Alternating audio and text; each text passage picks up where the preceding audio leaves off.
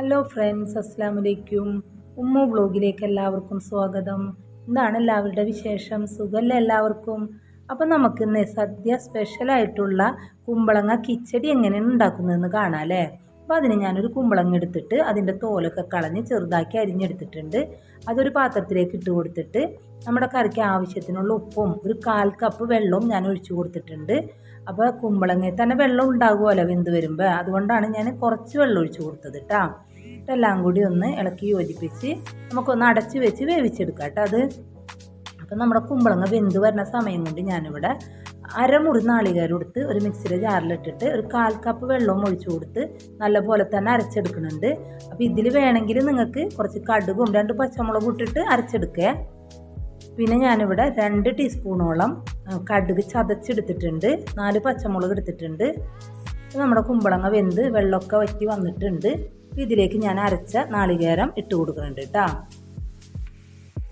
പിന്നെ പച്ചമുളക് അരിഞ്ഞതും നമ്മളുടെ കടുക് ചതച്ചില്ലേ അതും ഇട്ട് കൊടുക്കുന്നുണ്ട്. അപ്പോൾ കടുക് വേണമെങ്കിൽ നിങ്ങൾ 1 ടീസ്പൂണൊക്കെ ഇട്ടാൽ മതി. എനിക്ക് അതിൻ്റെ ഫ്ലേവർ ഇവിടെ വീട്ടിലെല്ലാവർക്കും ഇഷ്ടമാണ്, അതുകൊണ്ടാണ് ഞാൻ 2 ടീസ്പൂണോളം കടുക് എടുത്തത് കേട്ടോ. പിന്നെ അരച്ച് ചേർക്കുന്നതിലും എനിക്ക് ഇഷ്ടമായിട്ട് തോന്നിയത് ഇങ്ങനെ ചതച്ചിടുന്നതാണ്, അതുകൊണ്ടാണ് ഞാൻ അങ്ങനെ ചെയ്തത്. എന്നിട്ട് ഇപ്പോൾ എല്ലാം കൂടി നല്ലപോലെ ഇളക്കി യോജിപ്പിച്ച് തീയൊന്ന് ഓഫ് ചെയ്തിട്ടിട്ടുണ്ട് ഞാൻ. എന്നിട്ട് ഒരു കപ്പോളം തൈര് കട്ടയൊക്കെ കളഞ്ഞ് മാറ്റി വെച്ചിട്ടുണ്ടായി, അത് ഒഴിച്ചു കൊടുത്തിട്ട് നല്ലപോലെ തന്നെ ഒന്ന് ഇളക്കിയൊക്കെ യോജിപ്പിച്ചിട്ടുണ്ട്. എന്നിട്ട് ഞാൻ അതിൻ്റെ ഉപ്പൊന്ന് നോക്കിയപ്പോൾ ഉപ്പ് കുറച്ച് കുറവുണ്ട്, അപ്പോൾ ഞാൻ കുറച്ചും കൂടി ഉപ്പിട്ട് കൊടുക്കുന്നുണ്ട്. എല്ലാം കൂടി നല്ലപോലെ തന്നെ ഒന്ന് ഇളക്കിയൊക്കെ യോജിപ്പിച്ചിട്ടുണ്ട്. ഇനി നമുക്ക് ഈ കറി ഒന്ന് കാച്ചെടുക്കാം അല്ലേ?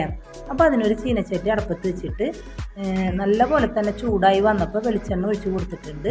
വെളിച്ചെണ്ണ നല്ലപോലെ ചൂടായപ്പോൾ അതിൽ കടുക് ഇട്ട് കൊടുത്ത് കടുക് നല്ലപോലെ പൊട്ടിയൊക്കെ വന്നിട്ടുണ്ട്. അപ്പോൾ ഒരു 3 വറ്റൽമുളകും കുറച്ച് കറിവേപ്പില ഇട്ടിട്ട് നല്ലപോലെ തന്നെ അതൊന്ന് മൂപ്പിച്ചെടുത്തിട്ടുണ്ട്. നമ്മുടെ കറിയിലേക്ക് അത് ഒഴിച്ച് കൊടുത്തിട്ടുണ്ട് കേട്ടോ.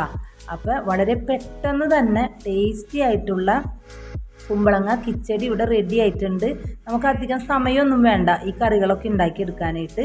അപ്പോൾ നിങ്ങൾ എന്തായാലും വീട്ടിൽ ഇനി കുമ്പളങ്ങയൊക്കെ വാങ്ങുമ്പോൾ ഇതുപോലെ ചെയ്ത് നോക്കണം. എന്നിട്ട് ഇതിൻ്റെ അഭിപ്രായം കമൻറ്റിലൂടെ എന്നെ അറിയിക്കുകയും വേണം. അപ്പോൾ എൻ്റെ ചാനൽ ആദ്യമായിട്ട് കാണുന്നവരാണെങ്കിൽ എന്നെ സബ്സ്ക്രൈബ് ചെയ്യണം. പിന്നെ ലൈക്ക് ചെയ്യാനും ഷെയർ ചെയ്യാനൊന്നും മറക്കരുത്, എന്നെ സപ്പോർട്ട് ചെയ്യണേ. അപ്പോൾ അടുത്തൊരു റെസിപ്പി വീഡിയോ ആയിട്ട് ഞാൻ വരുന്നതാണ് ഇൻഷാ അല്ലാ. അസ്സലാമു അലൈക്കും.